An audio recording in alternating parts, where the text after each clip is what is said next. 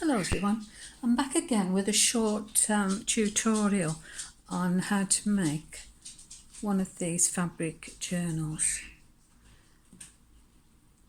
using scraps only, and it's very easy to do. This pink and blue scraps I've made for Pirio Callies of Pirio Blues. And this one, Viv asked me to make one in beige and cream colours, and got some scraps. So that's the beige and cream one for Viv. And on this one I've done some machine embroidery, but that's optional. And another one of these scruffy flowers. So if anyone wants to make one, very simple to do, even if you can't sew. Right, let me just get some materials. Right, what I started off with, a piece of batting, cotton batting. It can be anything, as long as it's fairly thick. You can buy some 1 ounce wadding. Hope you can see with the sun there. I measured this one out to, I think, 12 by 9. I always cut the base bigger than I actually need, because this tends to spread a little when you're stitching on it. Unless you use a walking footer, that might be better on your machine. Right, if you don't have a machine, you could hand sew, or you could glue. I've not tried gluing, but it's so much easier if you've got a sewing machine. Right, for this one, you need to choose a piece, because you're going to work from the centre. I started off with this little 1.5 inch square. You can make it rectangle, hexagonal, whatever you want. I've started off with sort of a rectangle here, and what you will do is cut up your scraps into, say, 1.5 inch strips for ease of work. You can make them bigger, you can make them smaller. So, right side down, place over your square and stitch from there to there.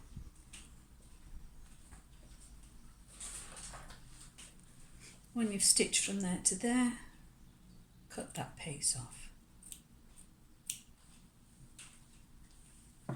and open out your piece.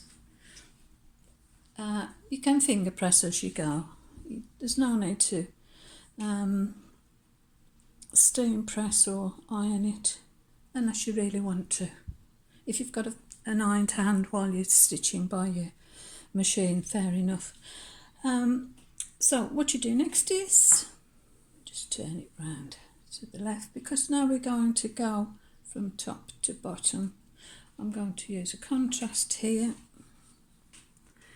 Always put your fabric face down. So again, do the same thing, stitch from there to there and cut off the excess, and you turn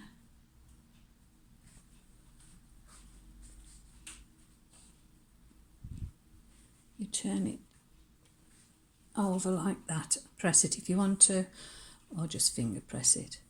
Now we go on to this side, and again, fabric face down, stitch from there to there. I use a 1/4 inch seam,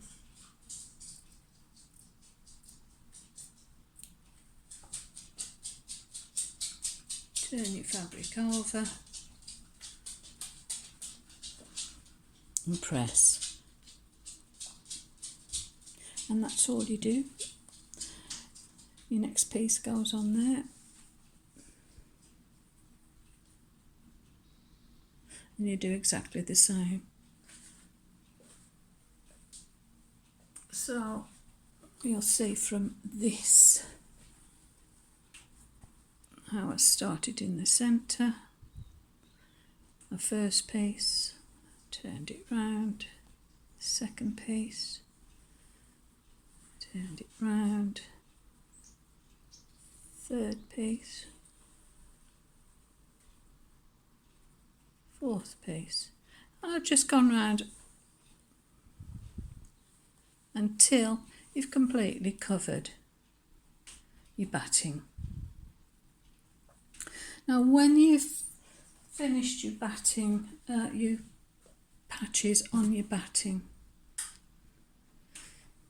at this stage you can either quilt it, and all quilting is, you can machine stitch, it's quicker.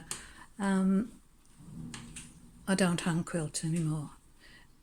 You can just do random quilting with the sewing machine all over, or you can do diagonal lines and then go back across, so they've got diamond shapes. But this one I haven't quilted at all. I've just left it as it is, because I think there's enough going on really. It's an ideal way of using up your scraps.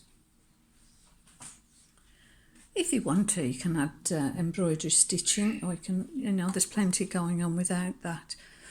And when that's finished, so your back, then just place a piece of material to match the fabrics. I've used cream in this case, white in the other. And because I've got an overlocker, it's really easy. You just put that down on your fabric and pin it all the way around. And then either overlock all around the edges, or use an overcast stitch on your sewing machine and go all around the edge.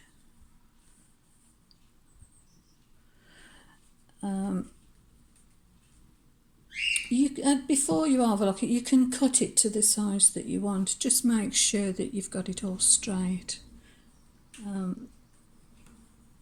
Finish off with a flower if you want one. And the easiest way of doing a scruffy rag flower is to cut yourself a circle. Move that out of the way. I'll just cut a piece out in felt.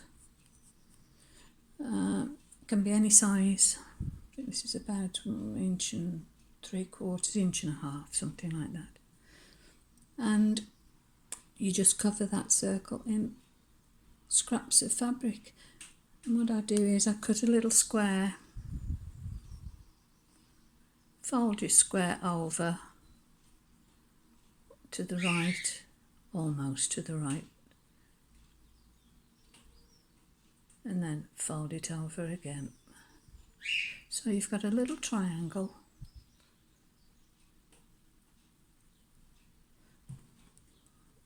Now everybody I know who has done a tutorial on the flower, they tend to glue them with a hot glue gun. I don't. I just use a needle and cotton. It doesn't take long. So you just secure that with a couple of stitches, and then you move along and you do the same with another. I'm just doing this roughly just to show. And you do that all the way around the perimeter, and then on the inside, and again on the inside and the centre, until you've completely filled that circle with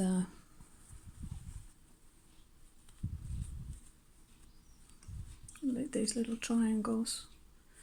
And then I take a brush to it and really brush it up, and it pulls all the threads and makes it look really shabby. Just to finish it off.